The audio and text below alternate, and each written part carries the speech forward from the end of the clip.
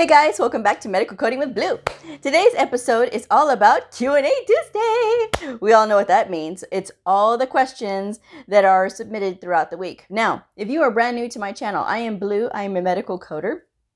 And I take all of the questions that everybody submits, whether it is through email, and I always leave my email address down in the description box below, or the comments, or something on Instagram, or a direct message on Instagram. I take all of the questions, put them all into one little episode, which is Q&A Tuesday.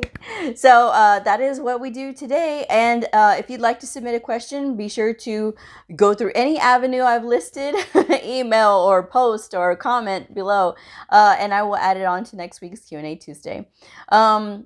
If this video has helped you by the end, I hope that you'll share it. I hope you'll give this video a thumbs up. And let's go ahead and get started with the questions. So I didn't get too many questions, so we are just going to make do with what we got. The first one is, do you get to pick the clinic that you work in or specialty? No. More oftentimes than not, you will not be allowed to pick unless you are specifically applying at a particular place, like maybe a sports clinic or a cardio clinic or something like that, a practice or something. Other than that, if you're applying like at a hospital or something, you are going to be at the mercy of wherever they are going to put you. And while this may seem overwhelming at first, you should be wanting to accept the challenge of being put wherever. Yes, we all go through that feeling of uncertainty. We don't know, and this is new, and who wants to be the new guy?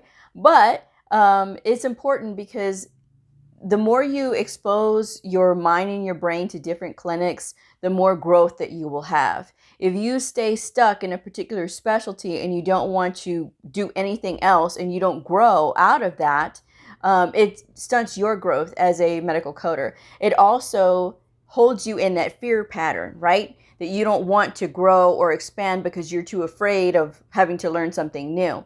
And that's the worst place to be as a medical coder. You have to want to learn. This gets you in a fearless mode when you do learn a bunch of things. I am in that fearless mode. I don't fear anything when it comes to medical coding. You can put me into any clinic now, I know, and I will be as confident to do it as I am now with a clinic that I really love to do, which is orthopedics and podiatry. But I have done many, many clinics, and so I don't have that fear anymore. I really love medical coding. I love the HIM field. So that's just my answer on that. But yes, be willing to embrace the challenge of something new. And even if you haven't had experience in it, say okay and have that willingness, because that's going to open a lot more doors for you just having that attitude rather than to have that fear and, oh no, I can't do it. If you passed your certification exam, you can do anything. All right, next one. What do you mean by backlog? I've used this word more than once in my videos. Backlog is simply just how it sounds. It is the backlog of all of the encounters that have not been touched. Okay, so a good example of this. If you are in a clinic and that clinic gets 200 encounters in a day, and you only do like 120, right? You have 80 encounters left from that day. Now you go to the next day. The next day you get another 200 encounters, okay?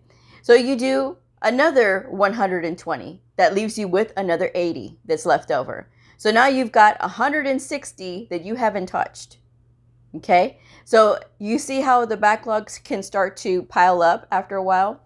This is why I always recommend that you build these good relationships with your providers. That way you're able to work through your encounters much more quickly. You don't have problems, and problems meaning like you have to do a lot of corrections. If you're training your providers well, they will already select the correct diagnoses and the correct levels. Sometimes you may have to correct them because they are not medical coders. That is your job. But if you are getting into a really good groove of being able to do all of that and get through these encounters quickly, you won't have a huge backlog, okay? When I took over fully for the orthopedic and podiatry, well, I already had all of podiatry, but when I fully took over for the orthopedic clinic, I did inherit some backlog, and which I did not mind, because to me, they gave us a choice, and to whether to have the old coder do it or the new coder. I'm just going to go ahead and take it, because now it is fully mine, and I'm going to go ahead and incorporate it into the things that I have to do during the day. And I wash my hands. But I incorporate those things into what I do now, and I'm able to knock out like the old stuff, coupling it with the new stuff as well. So I do work the old stuff, and then I work the new stuff. So it just depends on what's going on, and I can maintain a pretty good balance of what I have. When I did inherit fully on the orthopedic clinic, I did not have a lot of backlog, because I had the providers that I did have, because I didn't have all of them. But the providers that I did have, they are so well trained, and yes, they do fall off occasionally, where I have to get them back in line, because they forget things too. But that it didn't stop me from being able to get caught up and do the things that I need to do. Sometimes it just takes a little bit longer. It just depends. And then there are days when I'm just going pretty quick, you know. But yes, that is what backlog is. But you can see how easy, right? How easy it can just start to pile up. And then especially if you go on leave, or if you get sick, and you have all of that time that's there, and all of the encounters just pile up, and then you have to catch up when you get back. Now, do sometimes other coders pitch in to help? Some facilities, yes. My facility, no. We are in the hole, quite a few coders. So we are actually short-staffed. And so everybody is just basically on their own and taking care of what they need to take care of. There is one coder. She is a coding coach, but she is tasked to do a lot of other things. So there's not a lot of time for her to pitch in, to do a lot of the backfill, but she will take care of like priority encounters if they need to be taken care of while the coder is away. So that's just how it happens. But I mean, in the ideal world, yes, everybody would pitch in to help if somebody got sick, and just sort of pick up the slack for that person, and then just everybody can just keep moving forward. But it's not always like that. And it is on the leadership of the coders as well to promote that cohesiveness. I have had a total of 3 supervisors in the facility that I work at currently. The very first supervisor that I had was amazing for the amount of people that she had, the amount of work that she had, and then the fact that she was able to have us all come together in a cohesive way. That was amazing on her part. Since she has gone and she's on to another bigger department in the hospital itself, she left a very big void. The other supervisors have not, I mean, they have different managing styles, but I think for my very first supervisor there, she was just really good at building that cohesive teamwork, and she was a very strong leader. And you have to have strong leadership. You can't have somebody that is, you know, mealy-mally and things like that, and they just don't, they're sort of like passive aggressive, or they don't want to face the issues and things like that. You have to have a firm hand, particularly when you work with lots of women. You do have to have that firm hand, and most of us are women. There are two men in the department. That's it.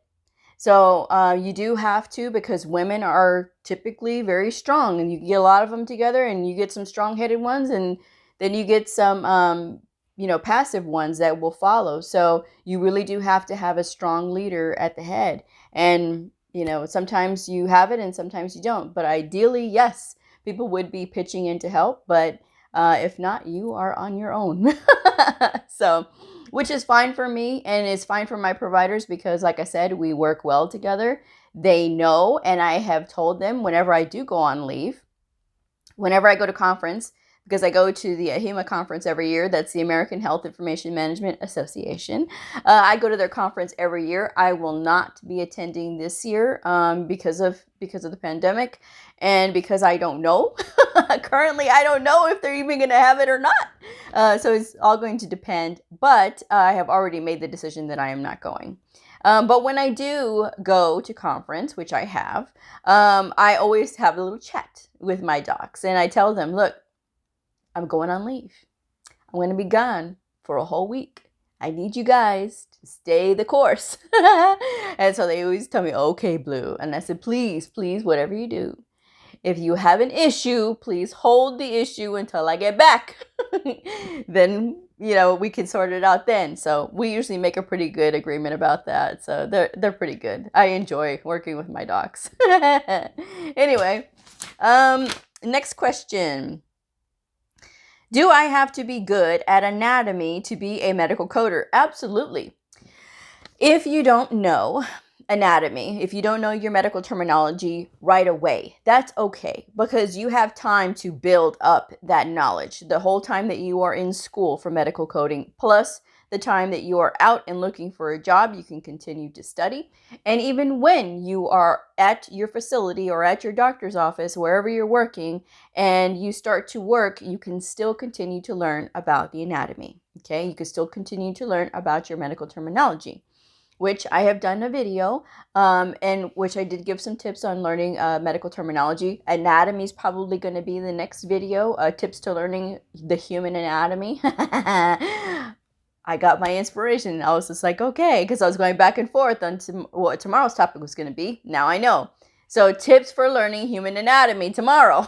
Anyway, yes, but that is something that's going to be a continual learning process. Do you think doctors learned everything, all medical terminology and all anatomy in the same year? Probably not. It was probably a slow, gradual buildup. I know that they learned a lot of things, but I know that these things take time. Doctors have been in school for, 10 plus years, some 15 years, and they have plenty of time to learn these things. So we as medical coders are the lay people, okay? And we have to step up our game when it comes to learning. Just because we have high school diplomas or GEDs does not mean that we can't make sure that our knowledge is up there and that we're trying to learn as much as we can. That is something to keep in mind, because, like I said, you have to step up your game and you have to make sure that you're continually learning. I have been in the health information field for over 10 years, and I am continuing to learn, and my passion grows and deepens every single day. So, I'm always learning, and it's going to take you, you as a medical coder to really learn and start digging and start learning and learn what questions to ask. And what I mean when I say is learn what questions to ask, the only way you're going to learn what questions to ask is if you are studying and if you're continuing to read and asking questions and being curious. That's how you're going to learn the right questions to ask, is by just investing a little bit more time in reading, or watch YouTube videos about surgeries. There's plenty of YouTube videos about surgeries that you can learn from, okay? And that will help you if you are doing surgery coding. It will help you if you are just sort of confused when you're reading, to understand what's actually going on. I used to watch videos about meniscus repairs. Fascinating stuff, but I'll tell you what, it helped me to learn quick about surgeries. So I'm just saying, it's my tip from me to you, okay? Yes, that's my answer on that one. The next question is, did you do an externship when you were in school? No, I did not. Not all schools offer externships. And an externship, if you don't know, is like a place that you can go when you're finished with school or when you're almost finished with school. And it is related to your field that you've studied. And you go there and you learn for like another couple of weeks, sometimes a few weeks in some situations. And you're basically there learning hands-on what's going on in the field. Now, this is a really good way to meet people in the industry and get to let people see what you're capable of, which is why you have to try to make the best impression that you possibly can. And maybe you might not get a job at that place, but you certainly can get a letter of recommendation from somebody you've made a connection with at that place, because all the good vouching people can do for you, the better, okay? A lot of people have asked me, how am I supposed to get a job if all these people want 1 to 2 years of experience? I'll tell you right now, medical coding is one of those really weird professions that they want you to have experience before you start. But how can you get experience if no one will hire you? The answer to that question is this: you really have to learn how to sell yourself and your abilities to do things. You have to apply for jobs, even if they've asked you for experience, even if they say 1 to 2 years of experience required, doesn't matter. Still apply anyway, okay? Sometimes you'll see where it says 1 to 2 years preferred. Now you have to understand the language of these job listings. If it says preferred, that doesn't mean required. It just means that they would prefer it. It's not a requirement, which is something different. And yes, I just said to apply, even though they say 1 to 2 years required. The only reason that I say this is because sometimes these places are so desperate for medical coders that they will go ahead and take a shot at somebody new.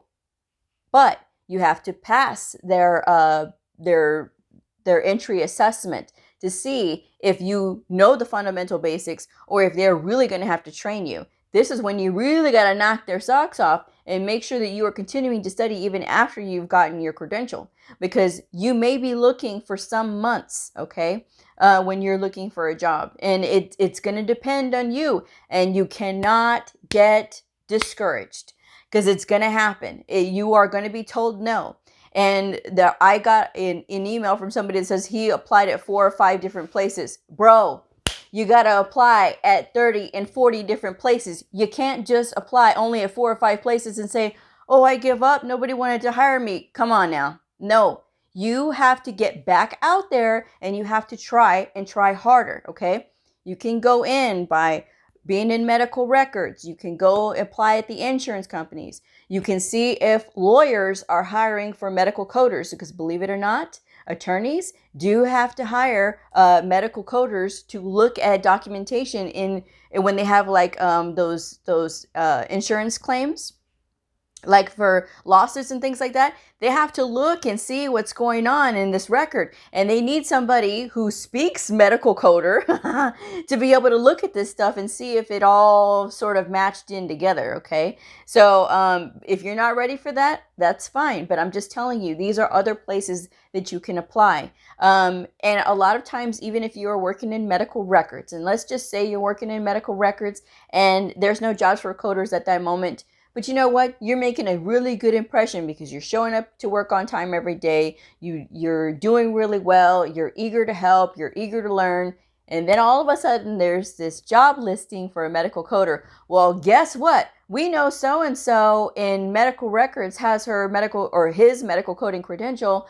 Let's give them a try, because it's a lot easier to hire from within than it is to find a candidate on the outside, okay? Because think about it. They still have to go through the background check. They still have to go through the drug screen. So all of these things cost money. So rather, they would have hire somebody from within. So this is why you have to look at other things like that. And sometimes these things are not talked about when you're out there. It's not easy, guys. I'm telling you right now. But if you get creative and you look at your resume, make sure your resume looks good. Make sure when you are taking these tests that you are passing them. And if for whatever reason you take these tests and they say, okay, well, thank you for, applying, but, we're going to go in a different direction. You can ask them very politely if they can tell you if you did good on the assessment or not. And if you didn't, if they would be gracious enough to let you know what you missed. So that way you can study that. And showing that side of you is going to show that you are willing to learn and take direction. So you never know what kind of impression that's going to leave as well, okay? That's just another little tip from me to you, okay? And then the last one, how long are medical coding programs? They range sometimes from 4 to 12 months. Okay. I've heard of programs that were 4 months, and then they give you an additional 2 months afterward to study on your own. If you go through the Coding Basics course with AHIMA, the American Health Information Management Association, it is 1 year. It is 1 year self-paced. And right now their program is not up and running because it's under construction. And we are on April 14th, 2020 currently. Okay. These videos are going to live on in perpetuity. I wanted to make sure I make that clear. So anyway, but if you check back, hopefully by the end of the month, it will be up and running. At least I hope it will be up and running. A lot of people have been asking me about it. And of course, I'm always going to recommend going through either association, AHIMA or AAPC, the American Academy of Professional Coders. Okay, go through either one of those. They have programs for medical coding online for a fraction of the cost that it would be to go to a trade school. And at the trade school, you don't even know if they're going to have a really good instructor, or if it's just going to be somebody up there who's proctoring from a book.